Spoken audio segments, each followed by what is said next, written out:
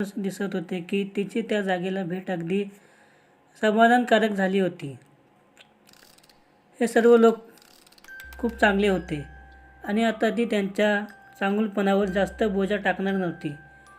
मनावरचं दडपण गेलं होतं. ती त्यांच्या सहजपणे आणि मोकळेपणाने वावरू शकत होती.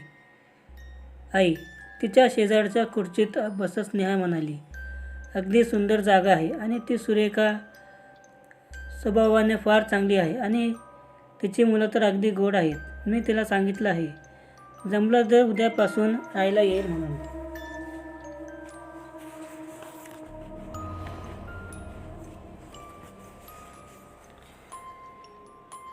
आई, मला माहीत आहे तुम्ही काय म्हणणार आहात ते, स्नेहा म्हणाली. खरंच किती चांगली माणसं आहात तुम्ही. तुमचे उपकार फेडू म्हटल्याने फेडायचे नाहीत.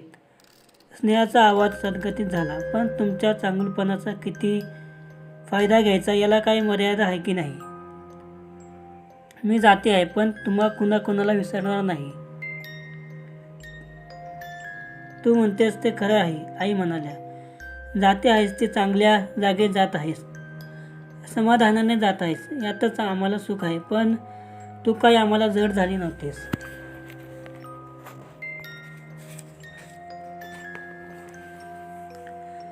स्नेहा काहीच बोलली नाही, पण तिने चढदिशी आपला हात आईच्या हातात ठेवला. 1000 शब्दापेक्षा ती एक लहानशी कृती जास्त बोलकी होती. फोनची घंटा खणखणली. फोन सारंगने घेतला. फोनवर शेखर होता. फोन स्नेहाकडे करत सारंग म्हणाला, शेखरला तुझ्याशी बोलायचं आहे.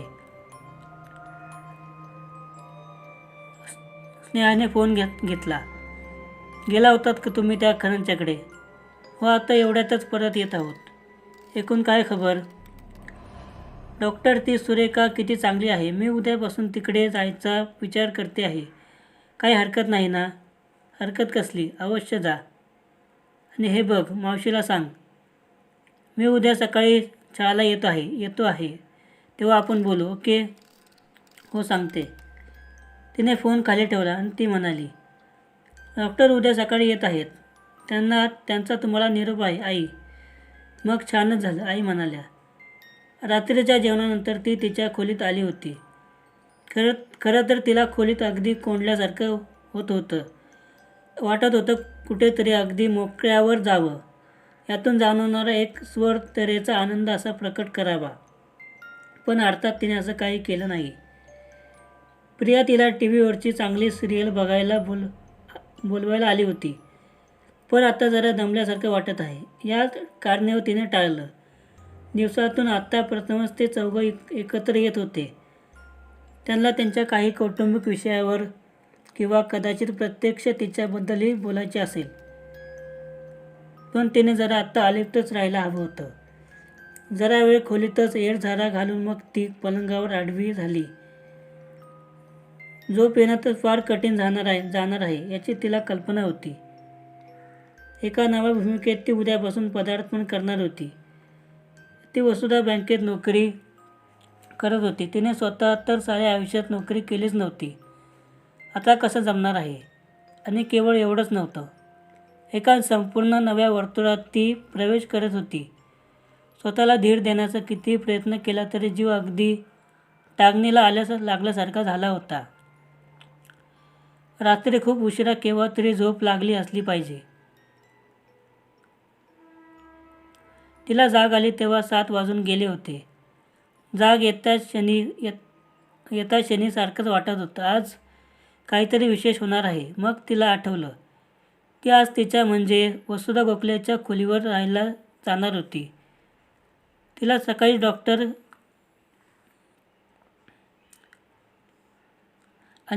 डॉक्टर येणार होते. ते घाईघाईने उठली. प्रिया आणि सारंग केव्हाच कामावर गेले होते. स्वयंपाकघरात जाताना तिला अगदी अपराध्यासारखं वाटत होतं. उठ्यापाशीच आई काहीतरी करीत होत्या. तिची चाहूल लागताच त्या मागे पाहू लागल्या. त्या काही बोलायच्या आतच स्नेहा त्यांच्यापाशी जाऊन पोचली व त्यांच्या हातावर हात ठेवत म्हणाली, आई, काल मला उशिरापर्यंत झोपच येत नव्हती. खरं तर मी लवकर उठायला हवं होतं, पण आत्ता एवढ्यातच जाग आली. असू दे ग, आता चहा घे आणि तुझा आवर, तो शेखर येईलच एवढ्यात. बरोबर 8 वाजता शेखर हजर झाला. स्नेहाला पाहताच म्हणाला, काय म्हणताहेत पेशंट? स्नेहा म्हणाली, आत्ता काही मी पेशंट राहिली नाही. तिच्याकडे निरखून पाहत शेखर म्हणाला, मला तरी तुझ्या सुधारणा दिसत आहे.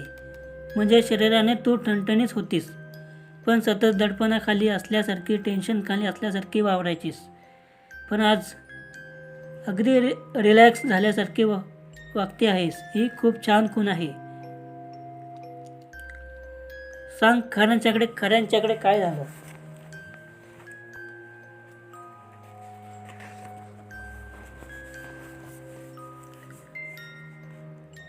डॉक्टर, मी अगदी भाग्यवान असली पाहिजे. सगळीकडे मला अगदी चांगलीच माणसं भेटत आहेत. ती सुरेखाही तशीच.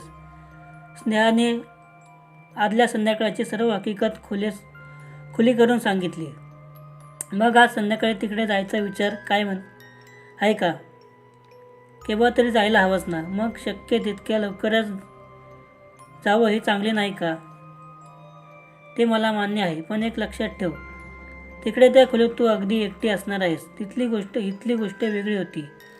खोलीत तू एकटी असलीस तरी आसपास हाकेच्या अंतरावर माणसं आहेत हे जाणीव सतत मनात होतीच. स्नेहा, तू जराशा चमत्कारिक प्रसंगातून गेली आहेस. माणसाला स्वतःबद्दल एक विश्वास, सिक्युरिटी वाटत असते. तुझ्या बाबतीत त्याचा अभाव आहे. रात्री अपराधी जाग आली तर ही एकटेपणाची जाणीव जास्त प्रखर होईल. आसपास जाग नसते, आवाज नसतात, तेव्हा माणसाला विलक्षण एकटं वाटतं. तुला मी घाबरवत नाही आहे, पण धोक्याची सूचना देत आहे. आई त्यांना नाश्त्यासाठी बोलवायला आल्या. चहा घेता घेता शेखर म्हणाला, काल संध्याकाळी तुला बँकेतल्या तिघी सहकारी येऊन गेल्या आणि बँकेच्या एजंटलाही त्यांच्यामार्फत चौकशी केली. मग तुम्ही काय सांगितलं? प्रकृती बरी नाही, भेटण्याच्या अवस्थेत नाहीस, एवढं सांगितलं. आता ऐक, आज दुपारी 12-12:30च्या दरम्यान मी स्वतः तिथे जाणार आहे. त्या एजंट लोकांशी बोलणार आहे. तिथे काय पोझिशन आहे यांचा अंदाज घेणार आहे. मग त्याचप्रमाणे तुला कॉन्टॅक्ट करेल. आता एक कर, या बाहेरच्या गोष्टीबद्दल तू मनात काळजी करू नकोस. आधी स्वतःला सावर. एक ध्यानात ठेव, स्वतःची सुद्धा तू स्वतःचा विचार वसुधा गोखले म्हणून करायला हवास. स्नेहा म्हणून नाही समजलं, कठीण जाणार आहे, पण त्याचा सराव व्हायलाच हवा. तू स्वतःवर अगदी पक्क ठसवायला हवंस की तू वसुधा गोखले आहे. तेव्हाच तू इतरांची खात्री पटवू शकशील.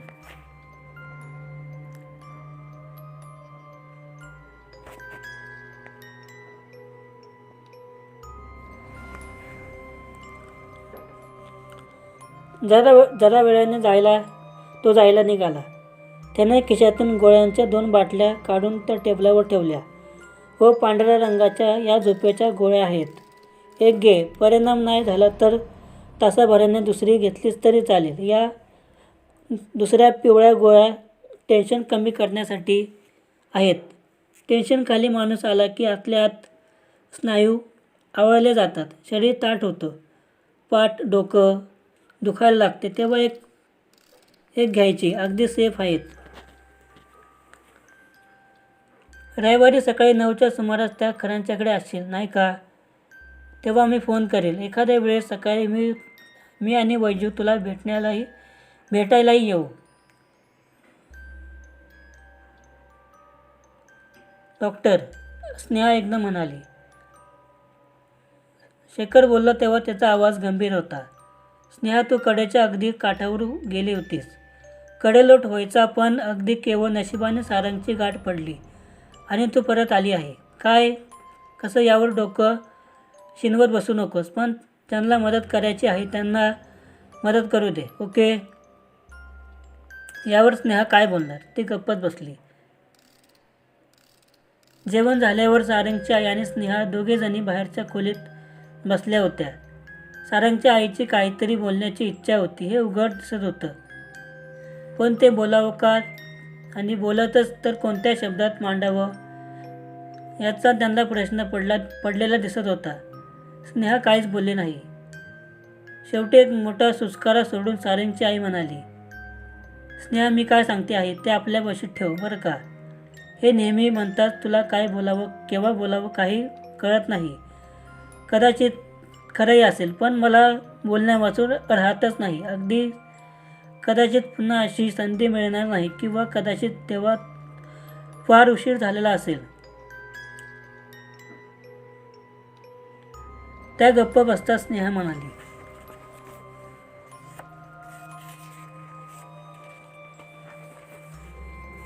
आई, तुम्ही कशाबद्दल बोलत आहात?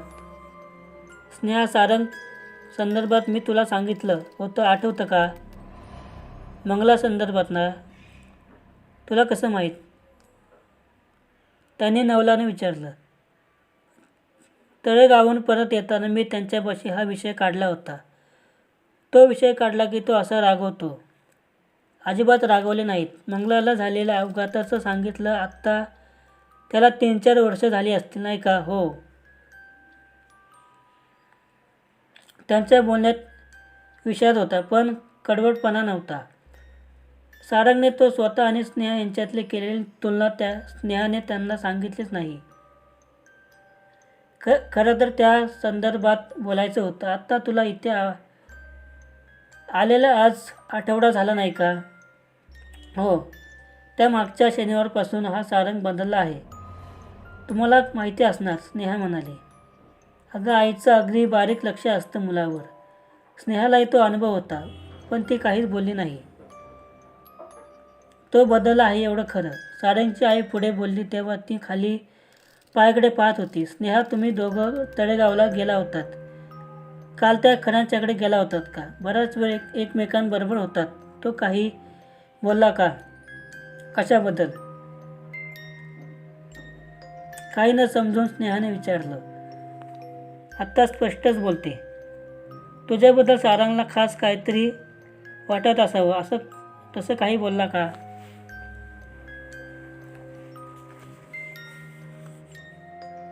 त्यांच्या शब्दाचा रोख आता स्नेहाच्या लक्षात आला होता. तिला त्यांचा राग आला नाही. आपण स्वतःच मग्न असतो. आपण विसरून जातो की लोक हे आपल्या वागण्याचं निरीक्षण करत आहेत. आपल्याला पूर्णग्रहाप्रमाणे त्या वागण्याचा अर्थ लावत आहेत. तिला वाटलं. आठवड्याभर ती त्याच्या सहवासात होती. अगदी काही वेळा नुसती निरीक्षक, काही वेळा प्रत्यक्ष वावरताना. या सर्व दिवसात एक गोष्ट तिच्या लक्षात आली होती. पहिल्या भेटीपासून सारंग तिच्या हिताचा, तिच्या सोयीचा, तिच्या गरजांचाच फक्त विचार करत आला होता. ही सहानुभूती असेल. दोघांच्या परिस्थितीतलं साम्य त्याने उच्चारलेल्या पहिल्या 1-2 वाक्यातच त्याला लक्षात आलं असेल. तिला त्याच्याबद्दल काय वाटतं, पण तसा शांतपणे विचार करायला गेल्या आठवड्यात तिला उसंत तर मिळाली होती का? क्षणापुरती ती जगत आली होती. महापुरातून वाचल्याने जे दिसेल त्याचा आधार घेत त्या राक्षसी प्रभावापासून शक्यतो दूर जाण्याची कडपट करावी, तसं तिचं झालं होतं. नजर केवळ पायाखाली ठेवावी लागत होती.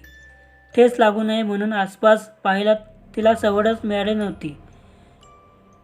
पण एक प्रसंग तिला आठवला. इमारतीच्या मागच्या भागात ती ओळखीची 2 झाडं दिसताच तिला धक्का बसला होता. या आधारासाठी म्हणून एका आंधळ्या विश्वासाने जणू आतल्या भावनेने ती सारंगकडे वळली होती. पण ते स्वतःशीच ठेवायला हवं होतं. ती अगदी प्रांजळपणे म्हणू शकली. ती आईला म्हणाली, आई, ते तसं काही बोलले नाहीत. मी बोलल्याचा राग नाही आला. राग कशासाठी यायचा? तुम्ही मला काही दोष दिला नव्हतात. अगं, आत्ता 30 झाली त्याची. स्वतःच्या लग्नाचा विचार नको का करायला त्याने? मी तर म्हणते आधीच उशीर झाला आहे. पण मुली दिसायला चांगल्या असतील, गुणी असतील, 20-22 त्यांची लग्न 20-22शीतच त्यांची लग्न होऊन जातात. गुणाने, रूपाने, शिक्षणाने, घरच्या परिस्थितीने ज्या जरा कमी असतात त्यांच्याच मागे राहतात. असं वय वाढलं म्हणजे एक नाईलाजाने त्यांच्यातूनच एखाद्याची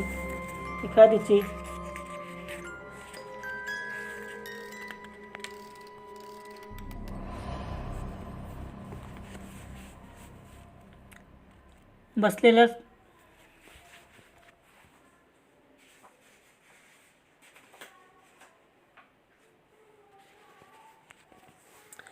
एखाद्याची निवड करायला लागते.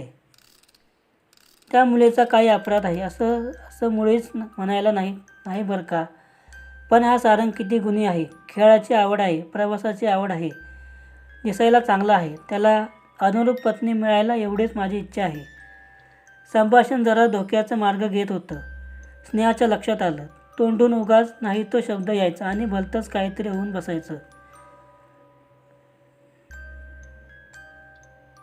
सारंगच्या आईच्या हातावर हात ठेवत ती म्हणाली, आई सारंग समजच आहे. तुम्ही विनाकारणच काळजी करता. काळजी करायची नाही म्हटल्याने टाळता येते का? बरं झालं बाई तू माझं बोललं समजूतदारीने घेतलंस ते. स्नेहाला एवढंच समजलं की त्यांच्या मनावर या गोष्टीचा खूपच ताण होता आणि आणखीनही लक्षात आलं. एवढं बोलूनही त्यांनी आपल्या मनातला खरा विचार प्रकट केला नव्हता. एक कडे सारंग, प्रिया, सारंगचे वडील सर्वजण हजर झाले. चहा होता. सारंग उठला. स्नेहाकडे पाहतच तो म्हणाला, काय निघायचं का? हो, स्नेहा खालच्या आवाजात म्हणाली. ती उभी राहिली. रिकाम्या हाताने ह्या घरात मी रिकाम्या हाताने आली होती आणि रिकाम्या हाताने जात होती. आता ती फक्त तिचे पर्समधले कागद आणि डायरी असूनही तिने सर्व तसं ठेवलं होतं. कदाचित स्वप्नातही असेल, पण त्या जुन्या आयुष्याने जोडणारे ते एकमेव धागे होते. स्नेहा आईसमोर, मग सारंगच्या वडिलांसमोर वाकली. प्रियाने तिचे दोन्ही हातात घेतले. स्नेहा अगदी बेस्ट प्लग बरं का. स्नेहा चढदिशी वळून दाराबाहेर पडली. निरोप जास्त लांबवायची तिची इच्छा नव्हती. डोळ्यांना पाणी काय तेवढ्याने येतच. 20 मिनिटात मोटरसायकल खऱ्यांच्या अंगणात शिरली. गाडीचा आवाज ऐकून शरद धावत दाराबाहेर आला. स्नेहाला पाहताच मावशी मावशी करून ओरडायला लागला. सुरेखाही बाहेर आली. आलीस का वसू? छान, मी येतेच, तू हो पुढे. पर्समधल्या चावीने स्वतःचंच घर असल्यासारखं स्नेहाने दार उघडलं आणि पाय आत टाकला. दिव्याच्या बटनाची जागा तिला माहिती नव्हती. डावीकडे उजवीकडे पाहून बटनाचं पॅनल शोधून काढावं लागलं. दिवे लागताच खोली उजळून निघाली. सारंग तिच्या मागोमाग आत आला. सुरेखा आणि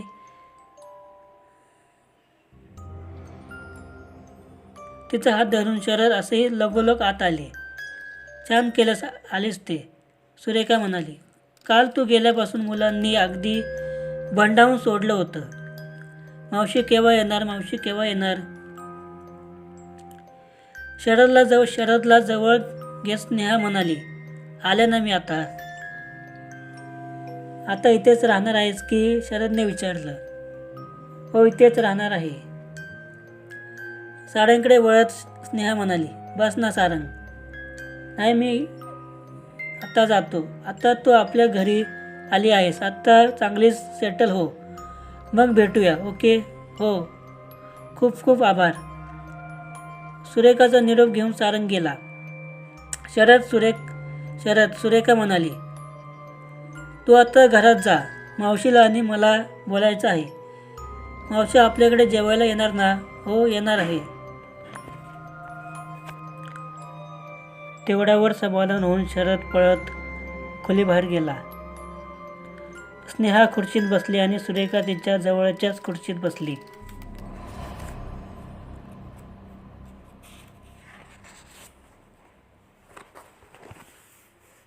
डोळे बंद करून बसलेल्या स्नेहाकडे जरा वेळ पाहून ती म्हणाली, वसू तुला इथलं काही म्हणजे काही आठवत नाही.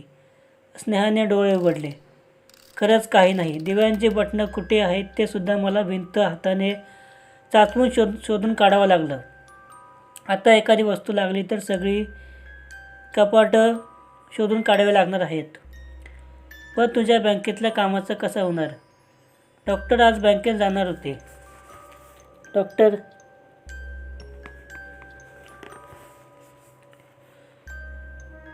आता हे सारंग होते ना, त्यांनी मला आधी त्यांच्या घरी नेलं आणि डॉक्टर शेखर कुलकर्णी म्हणजे त्यांचे मावस भाऊ त्यांनाच त्यांनी रात्री बोलावून घेतलं.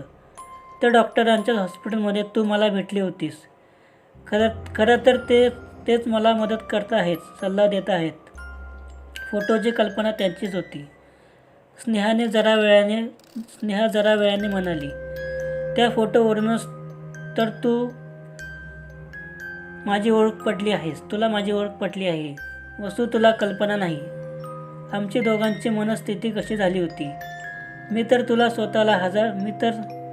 मला हजारदा शिव्या दिल्या. काय एवढं न अडलं होतं पार्टी वाचून. रात्र झोप यायची नाही. खरं सांगू का, तुला त्या दवाखान्यात सुखरूप पाहिलं आणि उरावरचा एवढा बोजा हलका झाला. काय सांगू. जरा वेळ थांबून सुरेखा म्हणाली, वसू त्या डॉक्टरांनी तुला त्या निवेदकाराबद्दल काय सांगितलं आहे की नाही? हो म्हणाले ना. खूप डांवरट माणूस आहे तो. त्या वसुदाला मागे एकदा फसवलं होतं. मला त्यापासून सावध राहायला हवं. स्नेहाने वसुदाचा ती वसुदा असा केलेला उल्लेख सुरेखाच्या ध्यानात आल्याखेरीज राहिला नाही.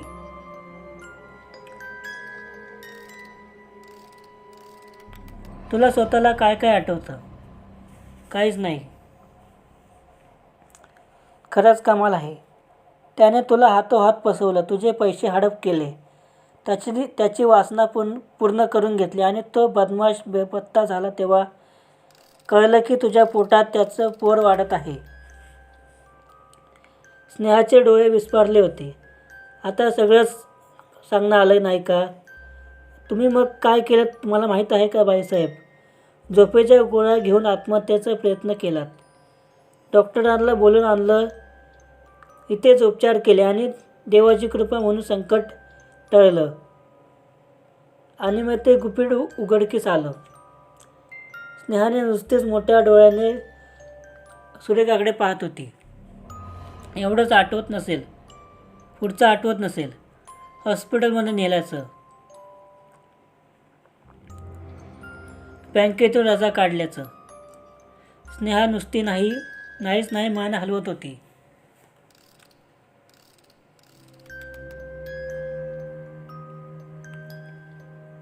मागच्या शनिवारी यांच्या मित्रांच्याकडे लहानशी पार्टी होती. वरवर वाटत होतं तू आता सावरली आहेस. माझी तुला एकटीला सोडून जायची मुळीच इच्छा नव्हती. पण तूच आग्रह केलास की अगं जा, आत्ता मी अगदी छान झाली आहे. पण तिथेही मला काहीच चैन पडेना. 8:30लाच यांना म्हटलं चला घरी. ती वसू तिकडे रात्रीची एकटी आहे. मुलांपाशी सोबत म्हणून तुला तिकडे घरातच रात्रीची बोलावली होती. पण आम्ही परत येतो तर तुझा पत्ताच कुठे. काय धावपळ झाली ग? अशीच धावपळ तिकडे त्या आवीची झाली असेल. अचानकपणे स्नेहाच्या मनात विचार आला. आधी यांना वाटलं होतं पोलिसात तक्रार करावी, पण ते बरोबर वाटेना. तुझी बँकेतलं करिअर, बँकेतलं कर्मचारी बेपत्ता झालं की लोकांना नाही त्या शंका येतात. शेवटी वाईटावरच विश्वास ठेवायचा लोकांचा स्वभाव आहे. ते म्हणाले आधी हॉस्पिटलमधून चौकशी करूया. ती जराशी अपसेट झाली होती. कुठे अपघात वगैरे झाला असेल. पण वसू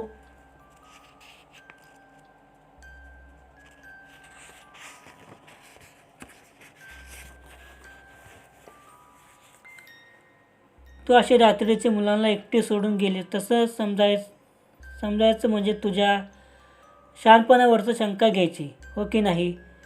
पण जरा चौकशी करताच डॉक्टर कुलकर्णींचा पत्ता मिळाला. मग मीच बुधवारी त्यांच्याकडे गेले. स्नेहाची मती कुंठित झाली होती. त्या वसुधाच्या आयुष्यात काय काय घडले होते ते एकाही प्रसंगाची तुलना आठवण नव्हती. ही चांगलीच गोष्ट आहे. तुला वाटायला लागलं एखाद्याने आपल्यावर असा अत्याचार केला आहे की स्त्री साऱ्या जन्मात कधीतरी विसरू शकेल का. पण तिने कधीही खोलवर विचार केला तरी अशा प्रसंगाची अगदी पुसटशी आठवण तिच्या मनात नव्हती. ती जी वसुधा होती तिच्याबद्दल स्नेहाच्या मनात सहानुभूती होती, करुणा होती. पण त्या अनुभवांना काही केल्या सत्तेची आस येत नव्हती. तिच्या दृष्टीने तो केवळ एक इतिहासच होता. पण त्यातून प्रत्यक्ष गेलेली ती वसुधा, तिला जीवन असह्य झालं तर, मनाचा तोल गेला तर ती एकटीच कुठेतरी सैरभर भटकत जाईल. ती अगदी सहज घडण्यासारखी घटना होती.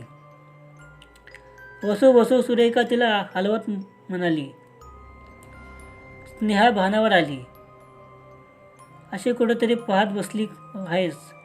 सुरेखा, तू एवढ्या भयानक प्रसंगाचं वर्णन करते आहेस. मला त्यातला एकही आठवत नाही. अगदी पुसटचा सुद्धा आठवत नाही. आता तूच सांग, एखाद्या स्त्रीवर दुर्दैवाने अशा अनुभवातून जायची वेळ आली तर तिच्या मनातून ती आठवण क्षणभर तरी जाईल का.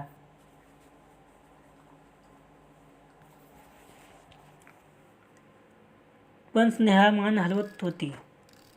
काही अपघात झालाच तर तो मागच्या शनिवारी झाला. त्या आधीच काही आठवणार नाही ते मान्य. पण तू सांगते आहेस त्या गोष्टी त्याच्या कितीतरी आधी, सहज महिना 2 महिने आधी झालेल्या आहेत. त्यांची आठवण कशी जाईल.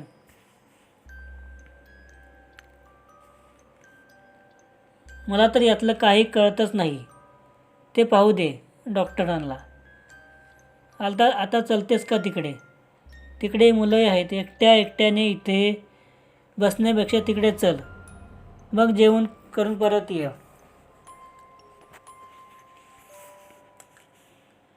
सुरेखावर स्नेहा गेली.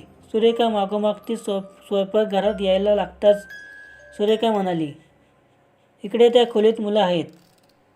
ती तुझी वाट पाहत आहेत. जा. खरोखरच किशोर आणि शरद तिच्यासाठी थांबले होते. दोघांनी तिला कॉटवर आपल्या दोघांच्या मध्ये बसवलं. त्या दोघांच्या किती मागण्या होत्या.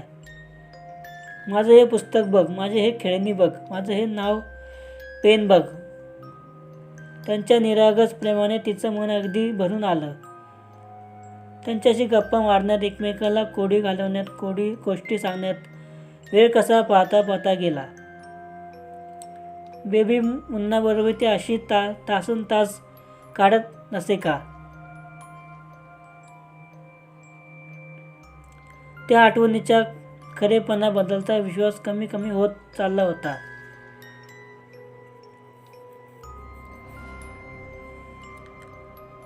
चला रे जेवायला, सुरेखा बोलवायला आली. रात्री 8:30ला ती तिच्या खोलीत परत आली. आत आल्या तिने आपल्या मागे दाराचे कडी ओढून लावून घेतली. सर्व सरकावले. डॉक्टर म्हणाले होते की खरं होतं. या आउटहाऊसमध्ये ती एकटीच होती.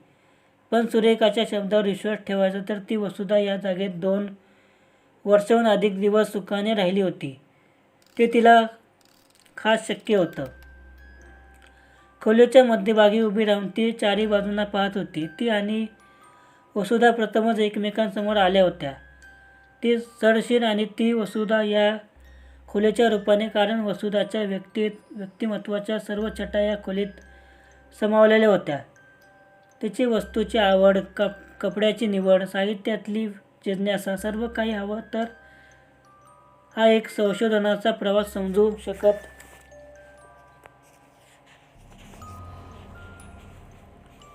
होती. खोलीभर सर्वत्र पसरलेल्या अंशातून ती त्या वसुधाची आकृती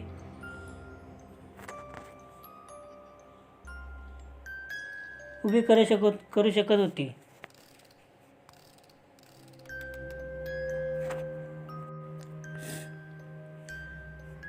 पण कपाटातले कपडे, खोलीतलं सामान, टेबलावरची आणि रॅकमधली पुस्तकं पाहता पाहता तिची जराशी निराशा झाली.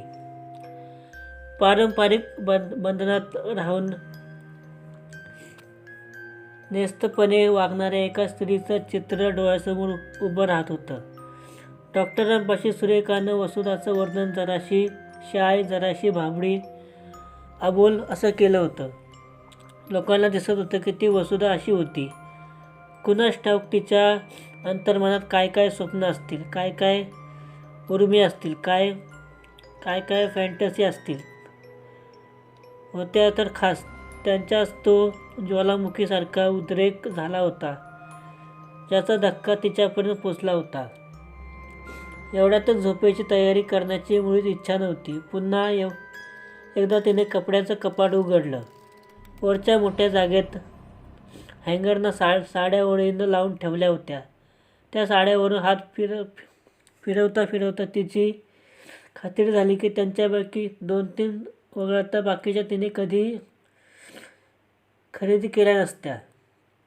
तिथे शेजारी पर्स होत्या, मोठ्या मोठ्या लेडीज पर्स. मोठ्या पर्स लागणारच. ती वसुधा ऑफिसात जाताना बरोबर डब्बा, छत्री सामान नेत असणार. स्नेहा स्वतः एक अतिशय लहान पर्स वापरत असे. मध्ये एक अरुंद कप्पा होता, तो तिने पुढे ओढला. आता काही अंगठ्या, काही इयरिंग, काही नेकलेस, 2 घड्याळ, 2 कंगनाचे जोड, अशी साधी ज्वेलरी होती. पण त्याच ड्रॉवरमध्ये तळाशी एका पट्ट्याखाली वसुधाचा एक फोटो होता, मोठा केलेला, रंगीत. खऱ्या अर्थाने ती आत्ता वसुधा पाहत होती.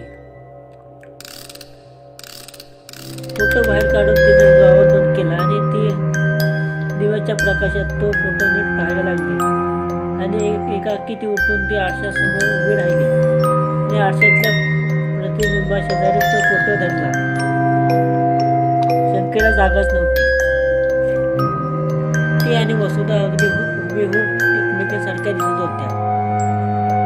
घटनांना हे एक वेगळंच रूप वळण होतं आणि ते स्वतःवरच्या विश्वासाला आणखीन एक धक्का होता. शारीरिकदृष्ट्या ती वसुधाच होती, त्यात काही शंका नव्हती. पण ते तर नुसतं बाह्य कवच होतं. आतला जिवंत रस्ता आत्मा स्नेहाचा होता. या विलक्षण दैत्याची कोंडी फुटायची कशी? ती वरवर वसुधा नावाने वावरू शकेल, पण तिच्या जन्माच्या, शरीराच्या, विश्वास, सवयी, ग्रह, आवडीनिवडी, थोडक्यात तिच्या मानसिकतेचा साधा रस्ता बदलता येईल. जग तिला वसुधा म्हणूनच ओळखणार होतं. तिच्या पुढे एकच पर्याय होता. त्या वसुधाचाच आयुष्य तिला यापुढे जगायला पाहिजे. ती स्नेहा तशी अवी, बेबी, तो मुन्ना, मी, तो वाडा, सर्व काही मनाच्या तळाशी खोल तडून टाकलं पाहिजे. तिच्या मदतीसाठी उभे असलेले ते डॉक्टर, सारंग, सुरेखा, किशोर, शरद, आपल्या अट्टहास सोडून त्याने त्यांचं काम सोपं केलं पाहिजे. प्रभाव विरुद्ध जाण्याची धडपड सोडून प्रभाव बरोबरच गेलं पाहिजे.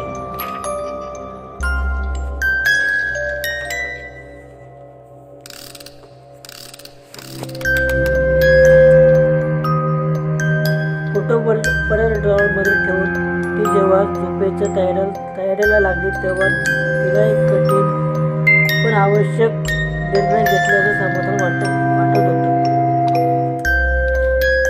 शेखरने स्नेहाच्या बँकेतल्या ब्रँच एजंटला सकाळी 10 वाजता फोन केला आणि 12ची भेट वेळ काढली होती.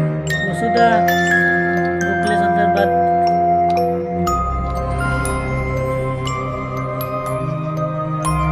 भेट आहे म्हणतात पाहताच त्याने चढदिशी राजी झाले होते.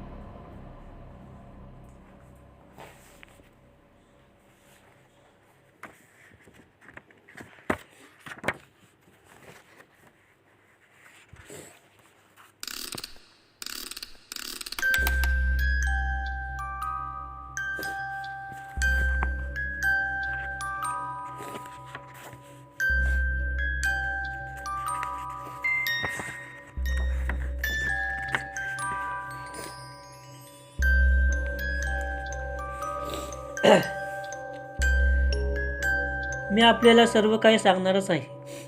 मागच्या शनिवारी संध्याकाळी त्यांचा काहीतरी अपघात झाला होता.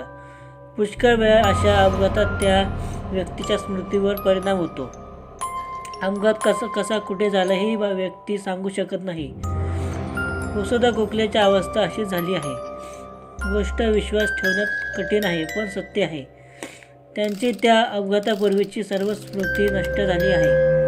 त्या आपलं नाव, पत्ता, मित्रमैत्रिणी, आपलं काम, नातेवाईक सर्व काही पार विसरून गेले आहेत. त्यांना काही म्हणजे काही आठवत नाही.